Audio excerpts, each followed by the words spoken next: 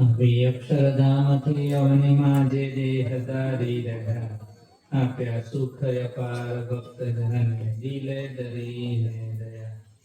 કીધા ચારુ ચરિત્ર દાન કરવા જેને કરુણા કરી, વંદો મંગલ મૂર્તિ ઉર્ધરી સર્વોપરી શ્રી હરિ. જેની સાધુ સુવાસયાજ જગમાં શ્રીજી સ્વરૂપે દિશે, ધર્મ જ્ઞાન વૈરાગ્ય ભક્તિ મહિમા એક એકથી શ્રેષ્ઠ છે. બોલે બોલે અમોલ શબ્દ મધુરા સાક્ષાત સુધાતો જરે, એવા સ્વામી હરિ પ્રસાદ વિપુને સ્નેહે નમી હસો.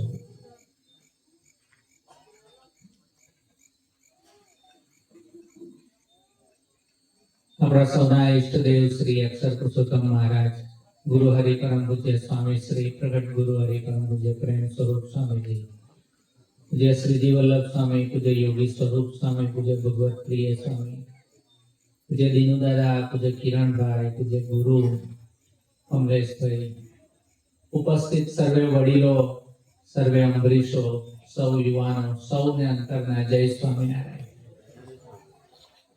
આજે આપણી શિક્ષાપત્રી પારાયણનો શુભ દિવસ. તમે સૌ શ્રદ્ધા અને વિશ્વાસથી ખૂબ સુંદર લાભ લઈ રહ્યા છો. આપના દર્શન કરીને ખૂબ આનંદ થયો. ભગવાન શ્રી સ્વામિનારાયણે પોતાનું બીજું સ્વરૂપ શિક્ષાપત્રી રૂપે આ સત્સંગની અંદર પ્રગટ રાખ્યું છે. ભગવાન પધાર્યા અને સદેહે લાભ આપ્યો એ ભગવાનનું એક સ્વરૂપ. ભગવાન મૂર્તિ રૂપે સદા પ્રગટ છે એ ભગવાનનું બીજું સ્વરૂપ. અને ભગવાનની વાણી, મદ વાણી ઇતિ મદ રૂપમ, ભગવાનની વાણી એ ભગવાનનું સ્વરૂપ છે એ ભગવાનનું ત્રીજું સ્વરૂપ. આજે આપણે બધા ભેગા મળીને સંકલ્પ કરીએ એ શિક્ષાપતિ પ્રમાણેનું આપણું જીવન બને, એ શિક્ષાપતિ પ્રમાણેનું આપણું આચરણ વધે, એ શિક્ષાપતિ પ્રમાણેનો આપણો વ્યવહાર, સંસાર ચલાવતા રહીએ એવો ભગવાન આપણને બુદ્ધિઓ આપે. એ શિક્ષાપત્રીમાં ભગવાન સ્વામિનારાયણે નિરંતર જાગૃત રહેવા માટે એક સરસ મજાની વાત લખી છે. નિત્ય પ્રત્યે સાધુનો સમાગમ કરવો. આ કળીકાળની અંદર આ મનુષ્ય દેહમાં નિરંતર આપણા જીવનમાં સુખ પ્રાપ્ત થતું રહે એટલા માટે, કારણ કે ઘણા બધા ડાયવર્ઝન આવે. સંસાર અને વ્યવહારના કર્મો કરતા કરતા આપણે આગળ ચાલીએ અને એમાં ઘણી મુશ્કેલીઓ આવે અને એ મુશ્કેલીમાં આપણો માર્ગ સરળ બને એટલા માટે ભગવાન સ્વામિનારાયણે આ શિક્ષાપત્રીમાં લખ્યું છે, નિત્ય પ્રત્યે સાધુનો સમાગમ કરવો. તો આપણને એવા સરસ મજાના સંતો આપી દીધા. શ્રીજી વલ્લભ સ્વામીને કેટલો બધો ઉમંગ, જેટલો તમને ઉમંગ છે એના કરતા ડબલ એમનો ઉમંગ છે.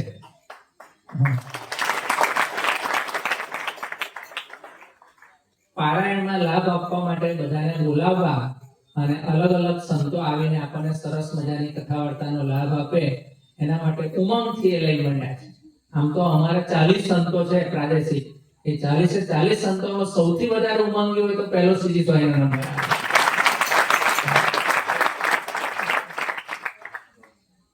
એ તો ઠીક, પણ મને એમના જીવનની એક વિશેષતા ખૂબ ગમે કે તમારા જેવા ભક્તોના જીવનમાં જ્યારે દુઃખ આવે ત્યારે દોડીને તમારા જીવનમાં રસપસ થાય. તમારી બાજુમાં આવીને ઊભા રહે, તમારા માટે ભગવાનને પ્રાર્થના કરે, તમારા માટે એ જેટલું બની શકે એટલું સંસારમાં કાર્ય સુલભ કરવા માટે પ્રયત્ન કરે. આ એક એમના જીવનની બહુ મોટી વિશેષતા છે. અને એટલા માટે આજે આપણે બધાએ સંકલ્પ કરવો છે કે ભગવાને આપણને આવા સાધુનો યોગ તો આપ્યો છે, પણ એનો ઉપયોગ હું મારા પોતાના સ્વાર્થ માટે કરું. અને સ્વાર્થ શું? સત્સંગ. અને સત્સંગ કરવાથી શું ફાયદા થાય એની મારે 4-5 પ્રસંગોની સરસ મજાની વાત કરવી છે. ભગવાન અને ભગવાનના પવિત્ર સંતનો યોગ પ્રાપ્ત થાય તો આપણે કેવા નસીબદાર છીએ એની વાત કરીએ. આપણા જીવનમાં ભગવાન અને ભગવાનની નિષ્ઠા પાકી જોઈએ. જેટલી નિષ્ઠા પાકી હોય એટલું આપણા જીવનમાં સુખ, શાંતિ અને આનંદ પ્રાપ્ત થાય. વડોદરાના એક ભક્તરાજ હતા, કનુભાઈ મિસ્ત્રી એનું નામ, અને એને કેન્સર થયું. સ્કિનનું, ચામડીનું કેન્સર થયું. જ્યારે ચામડીનું કેન્સર થયું ત્યારે ધીમે ધીમે એ રોગમાં સુધારો ન થયો, અને પરિસ્થિતિ બગડતી જ ગઈ. પણ એ ભગતના જીવનમાં સત્સંગ પાકો હતો, ભગવાન અને સંતની નિષ્ઠા પાકી હતી. તો આ દીનુ દાદાને ખબર હશે, કિરણભાઈને ખબર હશે, મામાનો પત્ર, ગોરધન મામાને સ્વામીજીએ પ્લેનમાંથી પત્ર લખેલો અને એમાં ભગવાન સ્વામિનારાયણના સંબંધ યોગની વાત લખેલી. એ સંબંધે આપણે જીવતા થઈએ, સ્થૂળ આકાર નહીં જોવાનો અને ભગવાનનો સંબંધ જોઈ ભક્તોની સેવા કરવાની, આવો અંદર ભાવ લખેલો છે. એ પત્ર બોલે અને ભક્તોને કહે કે તમે મારા માટે પ્રાર્થના કરજો, આ પ્રમાણેનું મારું જીવન બને. કોની વાત કરું છે? કનુભાઈ મિસ્ત્રી, વડોદરાના અમરીશ બકરાજ, નિષ્ઠાવાન ભગત. ચામડીનું કેન્સર થયું અને જ્યારે કોઈ એમની ખબર જોવા માટે આવે ત્યારે એની પાસે આ વાત બોલે. ધીમે ધીમે પરિસ્થિતિ વધારે ખરાબ થતી ગઈ, કેન્સર વધારે પ્રસરતું ગયું. સંતો ખબર જોવા માટે આવ્યા, સંતોની હાજરીમાં પણ પત્ર વાંચ્યો, બોલ્યા, કારણ કે આખો પત્ર મોઢે આવ્યો હતો, મોઢે બોલી ગયા અને પ્રાર્થના કરી. અને એથી આગળ સ્વામીજી આવ્યા. સ્વામીજીના ચરણ સ્પર્શ કરે ત્યારે તો એમની આંખો બંધ થઈ ગઈ, દેખાતું નતું, કારણ કે મોઢા પર બી ખુલ્લા થઈ ગયા હતા. અને ત્યારે કનુભાઈએ સ્વામીજીની આગળ આ પત્ર બોલ્યા, એવું ના કીધું મને હટાડી દો, એવું ના કીધું મને ધામમાં લઈ લો, અને એમને એવું કીધું કે આ પત્ર પ્રમાણેનું મારું જીવન બને એવા આશીર્વાદ આપો. સ્વામીજી ભેટી પડ્યા, ધબ્બો માર્યો, આશીર્વાદ આપ્યા અને કીધું કે જાઓ, મહારાજ આવું સંબંધ તમને જીવતા કરી દઈશ. કેવા આપણે ભાગ્યશાળી છે, આપણા જીવનમાં ભગવાન અને સંત સત્સંગ કરવા છતાં પણ રોગ મૂકે છે. તેનું કારણ આપણા આત્માને શુદ્ધ કરવા માટે. અને જેટલો આત્મા સત્સંગ અને ભક્તિથી શુદ્ધ થાય, એના કરતા વિશેષ જ્યારે આપણા જીવનમાં રોગ આવે અને રોગ પ્રમાણે જો આપણે ભગવાનનું ભજન કરીએ અને તે વખતે શુદ્ધ થાય. સરસ મજાનો બીજો પ્રસંગ. સુરતની બાજુમાં કામરેજ તાલુકો છે, એનું ગામનું નામ છે ગલા કરજણ. કરજણ ગામનું નામ, પણ બાજુમાં ગલા ગામ, કારણ કે મિયા ગામ કરજણ એ બી કરજણ કહેવાય અને પેલું બી કરજણ, એટલે એને ગલા કરજણ બધા કહે. એ કરજણ ગામમાં એક હિરેનભાઈ કરીને આપણા ભક્તરાજ હતા, એનું લીવર ફેલ થઈ ગયું, ખલાસ થઈ ગયું. ડોક્ટરે ડાયાલિસિસ કરવાનું કીધું. ડાયાલિસિસ પણ એમાં સફળ થયું નહીં અને રોગની પરિસ્થિતિ ધીમે ધીમે વધતી ગઈ. એક દિવસ એવો આવ્યો કે એ હિરેનભાઈના ઘરે અમારે જવાનું થયું. પાણી આખા દિવસમાં 1 લીટર પાણી પીવાનું, ખોરાક તો મીઠા વગરનો ખાવાનો. નાની મોટી આવી ડોક્ટરની પરેજીમાં એ પોતે જીવન જીવતા. પણ તમારા જેવા સત્સંગી પાકા હતા, નિષ્ઠાવાન ભક્તરાજ, એના જીવનમાં કેવું ભગવાને અનુભવ કરાવ્યો એની વાત કરું છું. એ ભક્તરાજના જીવનમાં ભગવાનના ભજન કરતા કરતા, સત્સંગ કરતા કરતા, નિયમિત પૂનમ આવે એટલે હરિધામ મંદિરે આવવાનું, ઠાકોરજી પાસે બેસીને ભજન કરવાનું, સંતોની સેવા કરવાની. તમે નહીં માનો, એ ભગતના ઘરે અમે ગયા ત્યારે એમનો જન્મ દિવસ હતો. સવારના પરમાં પૂજામાં મારી પાસે આવ્યા, ઠાકોરજીનું પૂજન કર્યું અને પૂજન કરીને એમને 2 વસ્તુ કીધી કે સારું થયું ભગવાને મને આ રોગ આપ્યો, લીવર મારું ખલાસ થઈ ગયું, ફેલ થઈ ગયું, એ સારું થયું. કોઈ માણસ બોલે? આપણે સત્સંગી છીએ, અમરીશ છીએ, તોય આપણે બોલી ના શકીએ. એ ભગત બોલ્યા કે સારું થયું મારા જીવનમાં ભગવાને મને રોગ આપ્યો. 2 ફાયદો થયો. પહેલો ફાયદો થયો, મારા જીવનમાંથી અહંતા અને મમતા ટળી ગઈ. આ ઘર મારું, આ ખેતર મારું, આ પત્ની મારી, આ દીકરો મારો, આ જે મારાપણાનો જે ભાવ હતો એ ભગવાને ખલાસ કરી નાખ્યો. અને બીજો ફાયદો મને એ થયો કે અત્યાર સુધી મારી વૃત્તિ પૈસા પાછળ હતી. ખેતરમાંથી વધારે પૈસો કમાવવો છે, કોઈ ધંધો કરીને મારે પૈસો ભેગો કરવો છે, આવી એક પ્રકારની ભાવના મારા અંતરમાં હતી. એ ભગવાને ટાળી નાખી અને આજે હું સુખ્યો થઈ ગયો. રોગ આવવાથી માણસ સુખી થાય છે એવા બનેલા પ્રસંગોની વાત કરું છું. અમારા કોઠારી સ્વામીજી હતા હરિધામની ધરતી પર. આ વડીલો બધા ઓળખે, અમરીશોએ દર્શન કર્યા હશે. એ કોઠારી સ્વામીજીના જીવનમાં કેવો ભગવાન સાથેનો સંબંધ હશે. કોઠારી સ્વામીજી પોતે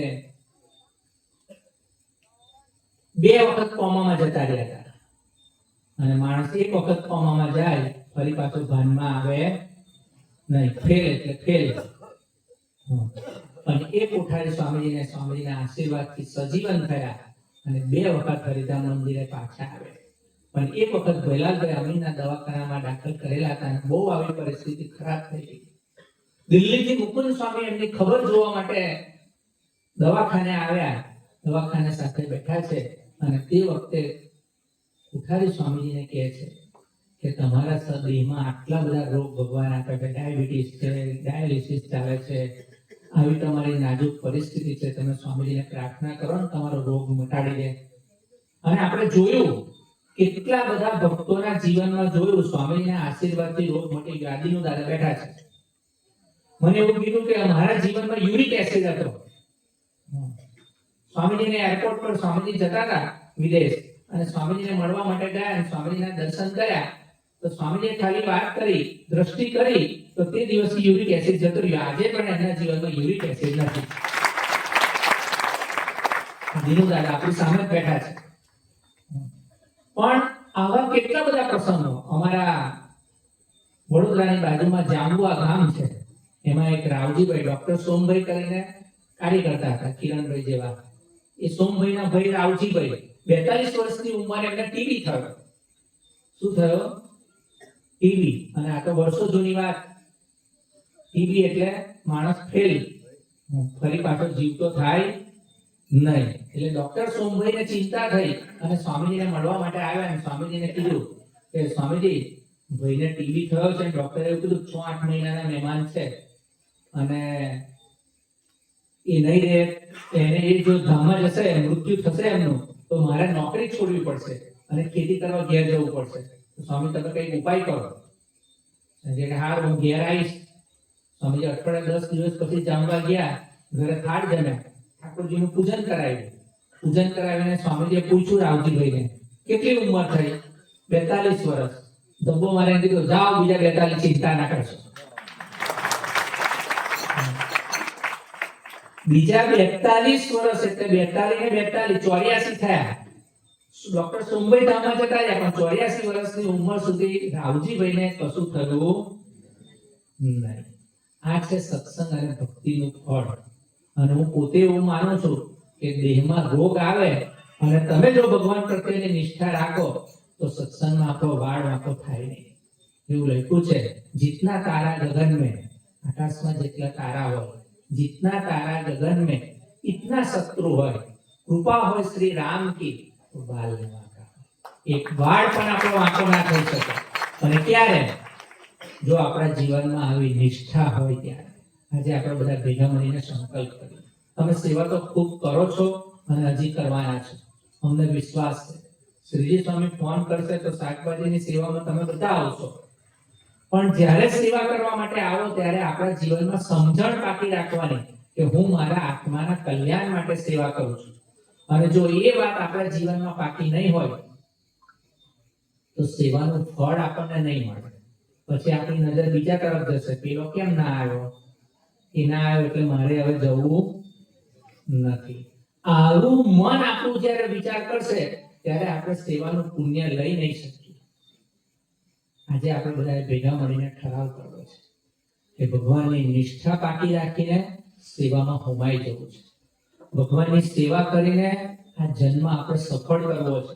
અને જેમ જેમ આપણે એવી સેવા કરતા જઈશું તેમ તેમ જુઓ ને ભગવાન સ્વામિનારાયણ પહેલું તો આપણી સંસ્કૃતિ જુઓ. ભગવાન રામ આવ્યા, ભગવાન કૃષ્ણ આવ્યા, ભગવાન શિવ શક્તિ બધાએ સેવા કરી. ભગવાન રામે જંગલમાં ઋષિ મુનિઓની સેવા કરી. ભગવાન કૃષ્ણએ રાજસુ યજ્ઞમાં પતરાવડા ઊંચકવાની સેવા કરી. ભગવાન સ્વામિનારાયણ નીલકંઠ વર્ણિ રૂપે ગયા, કૃતકની સેવા કરવાની 6 મહિના સુધી સેવા કરી, જે કોઈ ના કરે. એથી આગળ આપણી આખી જ પરંપરા સ્વામિનારાયણ સંપ્રદાયનો પાયો અથવા સ્વામિનારાયણ સંપ્રદાયનો વિકાસ જેના પર થાય છે એનું મુખ્ય કારણ હોય તો સેવા. સારાથી સેવા અને ભક્તિ એ આપણા સંપ્રદાયનો પ્રાણ છે. અને જેમ જેમ આપણે આવી સેવા કરતા જઈએ તેમ તેમ આપણો જીવ બદલાતો જાય. શરીર બદલાય નહીં, જીવ બદલાય. જીવ બીજી રીતનો થઈ જાય.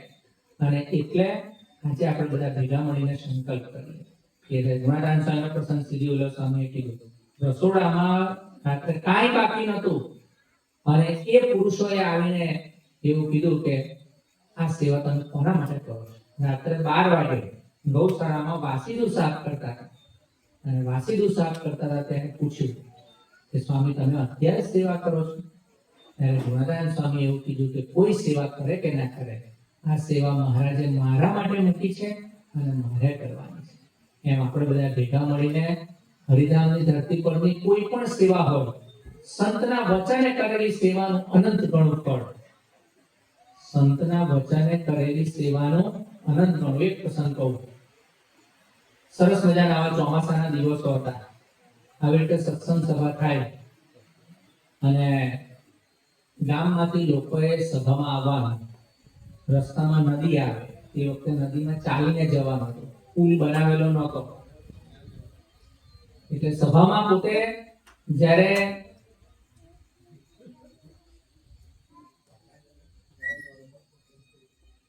એને બી સભાનો લાભ લેવો છે.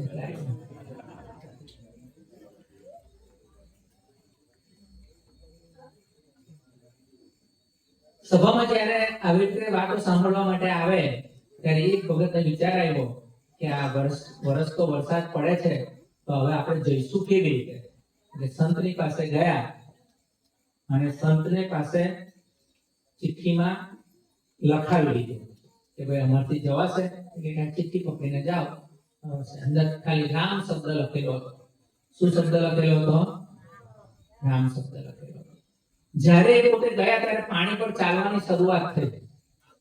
પાણી ઉપર ચાલતા ચાલતા સામે ગયા. 5 ફૂટ બાકી હતું, આમ કિનારો આવી ગયો હતો અને અંદર મનમાં ઉત્સુકતા વધી કે મારા જીવનનું એવું શું ફળ હશે કે હું પાણી પર ચાલી શક્યો? સંતે મને શું આપ્યું? જે ચિઠ્ઠી ખોલીને જોયું તેમાં મહિમા એનો જતો રહ્યો. ક્યાં રામને તો રોજ સંભાળું છું. ચિઠ્ઠી ખોલીને જોયું, ચંદ્રના અજવાળામાં રામ શબ્દ લખેલો વંચાય અને બોલ્યા, ઓહો આમાં શું? રામ તો મને રોજ સંભાળું છું. એવામાં પાણીમાં ડૂબી ગયા. હે રામ મને બચાવવા આવો, તો બી ભગવાન એને બચાવવા આવ્યા નહીં. જ્યારે એવું કીધું કે તુલસીદાસજીના રામજી મને બચાવો, ત્યારે ભગવાન એને બચાવવા માટે આવ્યા. એમ સેવા તો આપણે કરીએ પણ મન માની કરેલી સેવાનું ફળ આપણને ન મળે. પણ ભગવાન અને સંતના વચને કરેલી સેવા, સીજી બોલો સ્વામી તમે એવું કે અહીંયા આવીને ખાલી આ ખુરશી પર બેસી રહો, તેના વચને કરેલી સેવા આપણને ભ્રમરૂપ કરે. શું કરે? ભ્રમરૂપ. બટાકા કાપવાની સેવા સાચી વાત છે, શાકભાજી કાપવાની સેવા સારી વાત છે, પણ એના વચને કરેલી સેવા અનંત ગણું ફળ. અમે બેઠા હતા, ભગતજી મહારાજે સેવા કરી, શાસ્ત્રીજી મહારાજે સેવા કરી, યોગીજી મહારાજે સેવા કરી. યોગીજી મહારાજના સેવાના 2 પ્રસંગો મને ખૂબ ગમ્યા. કેવા પુરુષો આપણી વચ્ચે આવ્યા છે એની વાત કરું છું. જ્યારે ભગવાન અને ભગવાનના સંતને રાજી કરવા માટે સેવા કરો, મધ્ય 28 અને 41 વચનામૃત મુજબ સેવા કરીએ ત્યારે એ સેવાનું પુણ્ય આપણને 100% પ્રાપ્ત થાય. યોગીજી મહારાજે એવી સેવા કરી અને આપણને સૌને શીખવાડ્યું. યોગીજી મહારાજના જીવનનો કેટલો નાનો પ્રસંગ. યોગીજી મહારાજ કેવું જીવન જીવતા હતા. એક વખત ધારીની અંદર મંદિર બનાવવાનું કામ ચાલતું હતું. ચણતર ચાલતું હતું, એમાં કડિયાને ઈંટ આપવાની. નીચેથી પાણીમાં પલાળેલી ઈંટ કડિયાને ઉપર આપવાની. એ ઈંટ આપવા માટે જ્યારે પોતે જાય ત્યારે યોગીજી મહારાજ પોતે આપતા હતા. એક વખત પેલા કડિયાના હાથમાંથી છટકી ગઈ અને ઈંટ નીચે પડી. યોગીજી મહારાજ રાત્રે રડતા હૃદયે ભગવાનને પ્રાર્થના કરી કે આજે મારા જીવનમાં એક ઈંટનું નુકસાન થયું. શું બોલ્યા? એક ઈંટનું નુકસાન થયું. આપણા થકી મંદિરની અંદર કોઈ નાનામાં નાની વસ્તુનું નુકસાન થાય તો આપણને દુઃખ થાય છે ના. કિરણભાઈ, સરસ મજાનો પ્રસંગ તમે જાણો છો. જયંતિ ભગત આપણા સિદ્ધપુર વાળા, એવા સેવાભાવી ભગત, મમત્વ. મને પોતાને ભગત ખૂબ ગમે, કારણ એને એવી મમતાથી સેવા કરી. ખેતર મંદિરની અંદર જ્યારે અમે હતા, મને ખેતી કરતા આવડે નહીં. આપણા ખેતરમાં ડાંગર કરેલી મંદિરના, ડાંગર તૈયાર થઈ, ડાંગર એમાંથી જોડીને બહાર પણ કાઢી, પણ જે પેલો કચરો ગયેલો એની અંદર બીજી ડાંગર રહી ગયેલી. તો જયંતિ ભગત પૂનમના દિવસે આવ્યા અને એ જે કચરો હતો એ કચરામાંથી ફરી નવી ડાંગર સાફ કરીને કાઢી અને અડધો પોથો ડાંગર કાઢીને કોઠારમાં આપણા આપી ગયા. કેવો ભગતનો ભાવ હશે. મંદિરમાં પડેલી વસ્તુનું નુકસાન ન થાય, મંદિરમાં પડેલી વસ્તુને આપણે સુધારી શકીએ, એના માટે આવા અનેક પ્રસંગો આપણા જીવનમાં જોઈએ. સ્વામીજીના જીવનનો વિચાર કરીએ તો સ્વામીજીએ કેવી સેવા કરી. આપણા મંદિરની અંદર એક દિવસ ગુરુ પૂર્ણિમાનો સમય હતો, આ તો વર્ષો જૂની વાત. સ્વામીજી સભા પૂરી થઈ અને જમણવાની પંગત બેસાડેલી, ત્યાં સ્વામીજી જોવા માટે આવ્યા, દર્શન આપ્યા બધા ભક્તોને. ભક્તોએ પહેલી પંગત ઊભી થઈ ગઈ, પછી બીજી પંગતના ભક્તો જમવા માટે આવ્યા. ત્યારે તો આપણી પાસે મંદિર એક જ હતું, મંદિરમાં જમાડતા હતા કોયલામાં. તો સ્વામીજી જાતે પતરાડા ઊંચકવા માંડ્યા. મંદિરની અંદર સ્વામીજીએ પતરાવડા જાતે ઊંચકવાની શરૂઆત કરી. ત્યારથી ઘડીને આજનો દિવસ કેવો પ્રસંગ શ્રીજી સ્વામીએ કીધો કે પેલા અરવિંદભાઈને કડિયાની નરાશ લઈને એ ઊંચકવા માટે પથ્થર કે તું ચિંતા ના કરીશ, આપણે બંને સાથે ભેગા મળીને ઊંચકીએ. આ સ્વામીજીની એક આત્મીયતા છે, આ એક સેવાની લાગણી છે, આ એક સેવાનો ભાવ છે. આજે આપણે બધા વિચાર કરીએ કે આપણા જીવનમાં ભગવાનની નિષ્ઠા સાથે આવી સેવા કેટલી થાય છે. છેલ્લા બે પ્રસંગોની વાત પૂરી કરું. હમણાં પ્રેમ સ્વરૂપ સ્વામીજી કેનેડાની ધરતી પર પધારેલા. અમારા પાટણના એક પુત્રાજ છે, પાર્થ એનું નામ, રમેશભાઈનો દીકરો પાર્થ, એ પોતે કેનેડાની ધરતી પર રહે છે, બ્રેમ્પટનમાં. તો એ પ્રેમ સ્વામીજીની સાથે સેવામાં હતો. 2 દિવસ સાથે રહ્યો એટલે પ્રેમ સ્વામી સ્વાભાવિક પૂછ્યું કે શું ભણે છે, શું રિઝલ્ટ આવ્યું, કઈ કોલેજમાં એડમિશન લીધું. એટલે એનો રેન્ક નંબર 26મો હતો અને એક કોલેજમાં એને એડમિશન મળેલું. તમે નહીં માનો, ભગવાન અને ભગવાનના સંતના આપણા જીવનમાં સંબંધ થાય તો શું ફાયદો થાય એની આ વાત. પછી પ્રેમ સ્વામી પૂછ્યું કે બીજી બધી કઈ કઈ કોલેજો છે. એટલે એને 1 થી 26 જેટલી કોલેજો હતી, એ બધી નંબરનું લિસ્ટ એને બતાવ્યું અને એ કીધું. પછી એમને ટોરન્ટોની ધરતી પર એક 16મા નંબરની કોલેજ હતી, એના પર આંગળી મૂકીને કીધું કે આમાં એડમિશન આપણને ના મળે. ત્યારે પેલા દીકરાએ કીધું કે સ્વામીજી એપ્લાય તો કર્યું છે પણ મને હજી એડમિશન મળ્યું નથી. પ્રેમ સ્વામીએ એક જ વસ્તુ કીધી કે મહારાજને આપણે પ્રાર્થના કરીએ, મહારાજ ચોક્કસ આપણને એડમિશન અપાવશે. તમે નહીં માનો, સવારના પરમાં ઉઠ્યા અને 16મા નંબરની કોલેજ પર જે પ્રેમ સ્વામીએ રાત્રે વાત કરી હતી એ કોલેજમાં એડમિશન મળી ગયું. ભગવાનને ભગવાનના સંત કેટલા પારદર્શક છે એ મહત્વનું નથી, એના કરતા ભક્તોની ભક્તિ કેવી કરે છે એ મહત્વની વાત. ભગવાન સ્વામિનારાયણના વખતમાં ભગવાન સ્વામિનારાયણ હતા, વિસનગરથી ભગવાન સ્વામિનારાયણ પોતે વિસનગર બાજુ ઉત્તર ગુજરાતમાં વિચરણ કરતા હતા અને ભોયરા ગામ રાજા જોગિયાનું અને ત્યાંનો વાસુર ખાચર પોતે અસુર હતો. એને આને કીધું કે જો તારા ભગવાન સ્વામિનારાયણ ભગવાન હોય તો સવારના પરમાં સૂર્યોદય થાય પહેલા અહીંયા આવવા જોઈએ. જો અહીંયા ના આવે તો તારા ઢીચણો ભાંગી નાખીશ. તો ભક્તોએ આખી રાત ભગવાનનું ભજન કર્યું. રાતના 2 વાગ્યા પછી ધૂન કરવાની શરૂઆત કરી. ભગવાનના માથે પણ આમે મરવાનું છે, તો ભગવાનનું ભજન કરીને મરીએ કેમ નહીં. ભગવાનનું ભજન કરવાની શરૂઆત કરી. ભગવાન સ્વામિનારાયણ રાતના 2:30 વાગે ત્યાંથી નીકળ્યા, ત્યાંથી વિસનગરથી માનકી ઘોડી પર એકલા. સવારના પરમાં 6:30 વાગે 250 કિલોમીટર થાય. જોજો આજે મેં ગૂગલમાં જોઈને આવ્યો કેટલા કિલોમીટર થાય. એ 250 કિલોમીટરનું અંતર 4 કલાકમાં ભગવાન સ્વામિનારાયણને કાપીને સવારના પરમાં રાજા જોગિયાને ત્યાં પહોંચી ગયા અને એને આશીર્વાદ આપ્યા. રડતા હૃદયે ભગવાને પ્રાર્થના કરી કે પ્રભુ તમે મારા માટે આટલું બધું કષ્ટ લીધું. ત્યારે ભગવાન સ્વામિનારાયણ એક જ વસ્તુ બોલ્યા કે અમે તો ભક્તના ભક્ત છીએ. શું છીએ? ભગવાન આપણા ભક્ત છે. ભગવાન ભક્તોની ભક્તિ કરે છે. અને ભગવાન અને આવા સ્વામીજીના જીવનના કેટલા બધા પ્રસંગો. ભગવાન સ્વામિનારાયણે એમની રક્ષા કરી. અમેરિકાની ધરતી પર એક ભગત હતા, સ્વામીજીના વચને એક સ્ટોર લીધો. સ્ટોર ધીમે ધીમે ચાલવા માંડ્યો. માલિકનો જે સ્ટોર હતો એને સ્ટોર કરેલો ત્યારે ચાલતો નતો. આપણા ભગતે સ્ટોર લીધો તો સ્ટોર સરસ ધમધોકાટ ચાલવા માંડ્યો. 2 વર્ષ પછી એની મતિ બગડી અને એવું કીધું કે આ સ્ટોર આપણે જપ્ત કરી લેવો છે. એટલે માલિકે પોલીસ સ્ટેશનમાં ફરિયાદ કરી. ભારતની ધરતી પર સ્વામીજી હતા.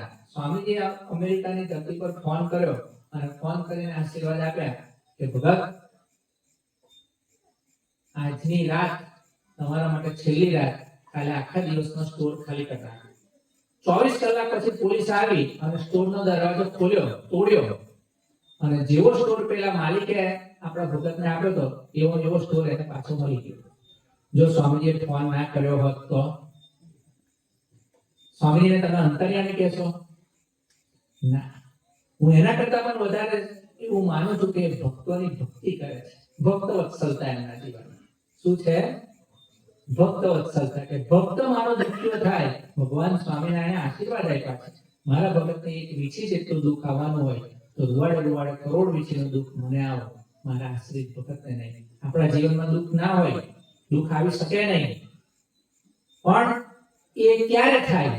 તો ભગવાન સ્વામિનારાયણની આ શિક્ષાપત્રી આપણા જીવનમાં સારધાર જીવન જીવવાની સુરુચિ હોય. ભલે ન વર્તાય, રુચિ સારી રાખજો, પ્રયત્ન કરજો અને ભગવાનને પ્રાર્થના કરજો તો ભગવાન ચોક્કસ સહાય કરે. જેના જીવનની સુરુચિ હોય એને ભગવાન ચોક્કસ મદદ કરવા માટે આવે. સરસ મજાની વાત બીજી, અમે હમણાં 2 દિવસ પહેલા પેટલાદની ધરતી પર વિચરણ કરતા હતા. એક ભગતને ત્યાં પધરામણી કરવા માટે ગયા. એ ભગતે અમને કીધું નહીં, આપણા સત્સંગી પણ નતા. જેમ શ્રીજી વલ્લભ આપણા ગામમાં બધા ભગતોને ઘેર પધરામણી કરવા માટે જાય એમ પધરામણી કરવા માટે ગયા અને ઠાકોરજીનું પૂજન કરાવ્યું. એની ઈચ્છા હતી એટલે અમે બધા ભેગા થઈને એક ગ્રુપ ફોટો પાડ્યો. ભગવાનને પ્રાર્થના કરીને અમે નીકળી ગયા. 8 મહિનાથી એના અમેરિકાના વિઝા આવતા નતા. ગ્રુપ ફાઇલ મૂકેલી ને વિઝા આવતા નતા. ઠાકોરજીનું પૂજન કર્યું અને ભગવાનના આશીર્વાદ લીધા. બીજે જ દિવસે વિઝા આવી ગયા. એ ભગત સવારના પોરમાં ઊભા થઈને સંતોને શોધવા નીકળ્યા કે સંતો ક્યાં છે, અમને દર્શન કરાવો. સ્પેશિયલ અમારા દર્શન કરવા માટે આવવાની એને રુચિ દર્શાવી. પણ કહેવાની ભાવના, ભગવાન અશક્યનું કામ શક્ય કરે, ઊંધા કમળ છતાં કરે. આપણા પ્રારબ્ધ અને પ્રકૃતિને બદલે વિધાત્રીના લેખ પર મેઘ મારે. ક્યારે? તો જીવનમાં સાચા સંતની ગોદ હોય તો, સંતના શરણે આપણે આપણું જીવન સમર્પિત કર્યું હોય તો, સંતના વચને આપણે સેવા કરી હોય તો. આજે આપણે ઠાકોરજીના ચરણોમાં પ્રાર્થના કરીએ. સ્વામીજીના જીવનના આવા ઘણા બધા લાખો પ્રસંગો જોયા, ભક્તોની ભક્તિના, ભક્તોની સેવા માટે. આ યોગી સ્વરૂપ સ્વામી છે, એને મને પ્રસંગ કીધો. સ્વામીજી પોતે સુરતની ધરતી પર વિચરણ કરતા હતા. આખો દિવસ સુરતમાં પધરામણી કરી. રાતના સ્વામીજી સુરતથી નીકળ્યા અને વડોદરા આવ્યા. વડોદરાની ધરતી પર 2 અમરીશ ભક્તોની જોડે ખાનગી કરી અને સવારના પોરમાં ફરીથી 5:30 વાગે નીકળ્યા. 8:30 વાગે સુરતની ધરતી પર પહોંચી ગયા અને ફરીથી પધરામણી ચાલુ કરી દીધી. તો મારી કહેવાની ભાવના એ છે કે ભક્તોને માટે અમને આવી સેવા કરવાની જરૂર શું છે? આખો દિવસ પધરામણી કરી, રાત્રે આટલી મુસાફરી કરીને ભક્તોના પ્રશ્નો સાંભળ્યા, દુઃખ દૂર કર્યું અને ફરીથી સવારના પરમાં ભક્તોની સેવામાં સુરત પહોંચી ગયા. કોના માટે? શું જરૂર હતી એમને? શું સ્વાર્થ? કોઈ ભક્તો વાહવા કરે એટલા માટે? આજે અમે તમારી સેવા કરીએ છીએ એ શાના માટે? તમે તાળી પાડો એટલા માટે? ના, તમારા આત્મામાં બેઠેલા પરમાત્માની સેવા થાય એના માટે અમે સેવા કરવા આવ્યા છીએ.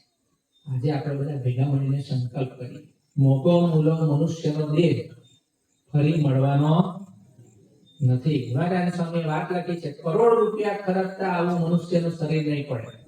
કેટલા રૂપિયા? કરોડ રૂપિયા ખર્ચતા આવો મનુષ્યનો દેહ નહીં મળે. કરોડ રૂપિયા દેતા આવા સાધુ નહીં મળે. કરોડ રૂપિયા આપતા આ સત્સંગ નહીં મળે. એક વખત સત્સંગ થઈ જાય તો સુખી થઈ જાય. આજે આપણે બધા ભેગા મળીને સંકલ્પ કરીએ. તમે બધા નિષ્ઠાવાન છો છતાંય નિષ્ઠા પાકી કરજો. સત્સંગ કરો છો છતાંય શિક્ષાપત્રી પ્રમાણે આપણા જીવનનું આચરણ વધારજો. તમે સત્સંગ કરો છો, શ્રીજી સ્વામી જોડે તમને દોસ્તી છે, દોસ્તી રાખજો અને એમની સાથે એમનો સ્વીકાર કરજો. એમના વચને સેવા કરજો. ફરીથી કહું છું કે સંતના વચને કરેલી સેવા આપણને બ્રહ્મરૂપ બનાવે. શું બનાવે? બ્રહ્મરૂપ બનાવે. સ્વામીજીના જીવનમાં, તમારા જીવનમાં એવો પ્રસંગ નહીં બનવા. યોગીજી મહારાજે સ્વામીજીને, તમને બધાને પ્રસંગ ખબર છે, 22 વખત કીધું જાઓ ખેતરમાં જઈને બાજરી લણશો નહીં, એવું કહી આવો. હવે તમને શ્રીજી સાહેબ 4 જ વખત ધક્કો મારે તો એમનું છટક્યું છે ને એમનું છટક્યું છે. પણ આપણા જીવનમાં એવી નિર્દોષ બુદ્ધિ ના રહે, આપણા જીવનમાં એવો સ્વીકાર ના થાય, આપણા જીવનમાં એવો મહિમા ના પ્રગટે અને ઠાકોરજીને જો પ્રાર્થના કરીએ તો ભગવાન ચોક્કસ આપણા જીવનમાં એવું બળ આપે. આજે આપણે પ્રાર્થના કરવી છે. આ પારાયણમાંથી આપણા જીવનમાં આપણે સંકલ્પ કરીને ઊભા થવું છે કે સુખી થવું છે. ભગવાને ગાડી બંગલા તો બધાને આપ્યા છે અને નહીં હોય તો આપશે, એ બી કઈ બહુ મોટી વિશેષતા નથી. આ ભગવાને કહું છું, સુખડાની ધરતી પર હરિપ્રસાદ સ્વામી આવ્યા અને મંદિર બનાવવાની શરૂઆત કરી. વડોદરાથી અમારા ભક્તો બધા સાયકલ લઈને આવતા હતા. શું લઈને આવતા હતા? સાયકલ લઈને આવતા હતા. 30 વર્ષ પછી બધાના ગાડી બંગલા થઈ ગયા. જેટલા સાયકલ લઈને આવતા હતા એ બધા આજે 4-wheel કાર. એ તો ઠીક છે, અમારા મુનન આ વાળંદ ભાઈઓ મુનન કરાવવા આવે. હમણાં મેં પ્રસંગ સાંભળ્યો, કિરણભાઈ ડભોઈની ધરતી પર સંતોષભાઈ નામના ભક્તરાજ છે. એ જ્યારે પહેલી વાર આવ્યા ત્યારે એની સાથે હરિધામ આવવાનું ભાડું નતું. ડભોઈથી સોકડા હરિધામ મંદિરે, સ્વામીની મંદિરના મુખ્ય પ્રવેશ દ્વાર, આપણું જે એકાઉન્ટ ઓફિસ છે ને ત્યાં ઉભા હતા. અને એ ભગત દૂર ઉભા હતા. દૂર ઉભા એમના દર્શન કરતા હતા. પેલા ભગત તો સદભાવ વાળા નવા હતા એટલે એને તો એટલો બધો મહિમા સ્વામીજીનો હતો નહીં. પણ સ્વામીજી ખૂબ ગમ્યા અને સ્વામીજીની પાસે આવવાની શરૂઆત કરી. સ્વામીજી તે દિવસે એને ધબ્બો મારીને કીધું કે મહારાજ તને સુખી કરશે. તો આજે 4-wheel કાર લઈને અમારું મુંડન કરવા આવે છે. વાળંદભાઈ 4-wheel કાર લઈને મુંડન કરવા આવે છે. એ તો ઠીક, પણ એક દુકાનમાંથી એને 2 દુકાન બનાવી દીધી અને પાકો બંગલો બનાવી દીધો. કહેવાની ભાવના મારી એટલી છે, લૌકિક સુખ જ્યારે મળે ત્યારે આપણને આનંદ થાય. લૌકિક સુખ જ્યારે મળે અથવા તો આપણું કામ થઈ જાય ત્યારે આપણને ના થાય. અને દાખલા તરીકે તમને આશીર્વાદનો ધબ્બો માર્યો છે, જાવ ડાયાબિટીસ મટી જશે, અને ના માટે આનંદ થાય ને એનું નામ નિષ્ઠા કહેવાય. અઘરું છે. ખેતીમાં નુકસાની જાય તો આપણને ખબર પડે ને. સરસ મજાનો પ્રસંગ કહું. અમારા ખંભાતની બાજુમાં વટાદરા ગામ છે. ત્યાંના જીતેન્દ્રભાઈ પટેલ કરીને આપણા ભક્તરાજ, ખેડૂત માણસ, પરિસ્થિતિ બહુ ગરીબ, ખેતી પર પોતાનું ગુજરાન ચલાવે. એ ભગતે ખેતરમાં ભીંડા કરેલા અને આવી તો ધોધમાર વરસાદ પડ્યો, ભીંડા બધા મરી ગયા, ભીંડા પડી ગયા. એટલે એને વિચાર આવ્યો કે હારું આમાં 25-30 હજાર રૂપિયાનું બિયારણ, ખાતર, દવા, નિંદામણ આટલું બધું કરીને મેં મહેનત કરી અને કશું મને મળવાનું નહીં, મને આટલું બધું નુકસાન, એવો એને વિચાર આવતો હતો. એટલે હરિધામની ધરતી પર આવ્યો, ઠાકોરજીને પ્રાર્થના કરી, મને મળ્યો. એટલે અમે એમને એવું કીધું, ભાઈ જો ભગવાન છે ને અહીંયા સાક્ષાત પ્રગટ છે, તું ઠાકોરજી પાસે જઈને પ્રાર્થના કર. મહાપૂજાનું પાણી આપ્યું. મહાપૂજાનું પાણી ખેતરની અંદર ભીંડા પર છંટાવી દીધું અને ધૂન કરવાની કીધું. કશું નહીં કરવાનું, ખેતરે જવાનું અને ખેતરને પ્રદક્ષિણા કરવાની અને ધૂન બોલવાની, સ્વામિનારાયણ સ્વામિનારાયણ સ્વામિનારાયણ. તમે નહીં માનો, એ મરેલા ભીંડા જીવતા થઈ ગયા. 1,20,000 ભીંડા પાક્યા. એ ભગતે અંદર નાખ્યા 40,000, પણ ભગવાને 3 ગણું કરીને એને પાછું આપ્યું. સુભાનપુરાની ધરતી પર એક ભક્તરાજ છે. એ ભક્તરાજના જીવનમાં ખરાબ દેશકાળ આવ્યા. ધીમે ધીમે દેવું વધતું ગયું અને ધંધા પાણી બધા ઠપ થવા માંડ્યા. કોઈ બી ધંધો કરે ચાલે જ નહીં. સ્વામીજીને મળવા માટે આવ્યા. સ્વામીજીએ કશું ના કીધું. પછી આપણો સમય આવતો હતો એટલે ખરડાની સેવા લખતા હતા. સ્વામીજીને કીધું, તું સેવા કેટલી આપીશ? એક બાજુ દેવું, ધંધો ચાલતો નથી, અને બીજી બાજુ ઉપરથી અમે તમારી પાસે સેવા માંગીએ. શું વિચાર આવે આપણને? આમનું ખસી ગયું લાગે છે. હું વિચાર આવે આપણને, આ મહારાજનું ગયું. ત્યારે સ્વામીજી એને પેલા એ કીધું, સ્વામી મારા ખિસ્સામાં તો 500 રૂપિયા તમને આપી શકું એટલી બી મારી સ્થિતિ અત્યારે નથી. એક કામ કર, તો આ સમય આવે છે 51,000 ની સેવા લખાય. શું કીધું? 51,000 ની સેવા લખાય. પેલા ભાઈએ મને હા પાડી. અમરીશ હતો, સત્સંગી હતો, થોડોક તો પ્રેમ ભાવ હોય. સ્વામીજીને તો ના પડાય નહીં, એટલે એક માન ખાતર ના પાડી. તમે નહીં માનો, પડી ગયેલો ધંધો ચાલુ થયો. પહેલો ધંધો કર્યો, 2,51,000 કમાયા. નફો કેટલો થયો? 2,51,000. તો હું તમને પૂછું છું, 51,000 હરિપ્રસાદ સ્વામીએ લીધા કે 2 લાખ આપ્યા?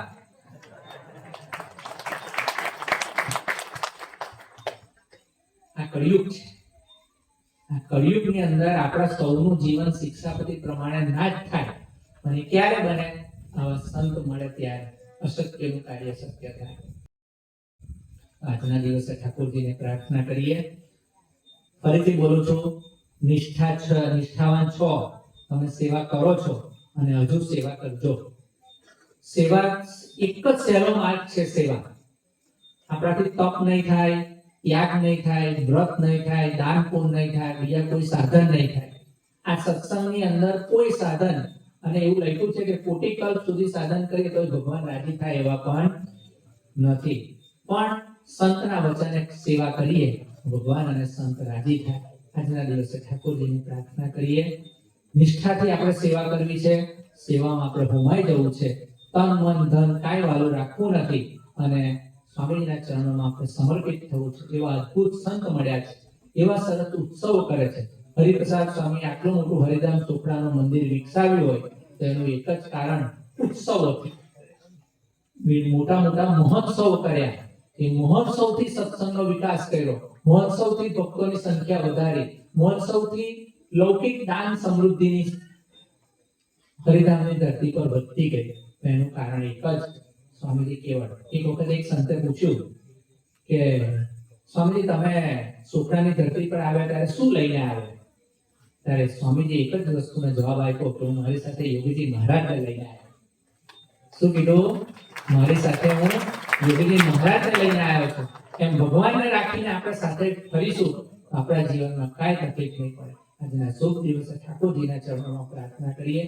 નિરંતર આપણે ભગવાનના બળે જીવતા થઈએ, નિષ્ઠા પાકી રાખીને સેવા કરતા થઈએ, રોજ થોડું થોડું ભજન કરીએ, રોજ સંતોની સાથે મૈત્રી પ્રીતિ વધારીએ અને શિક્ષાપતિ પ્રમાણેનું જીવન જીવી આ જીવનને આપણે ધન્ય અને કૃતાર્થ કરી શકીએ.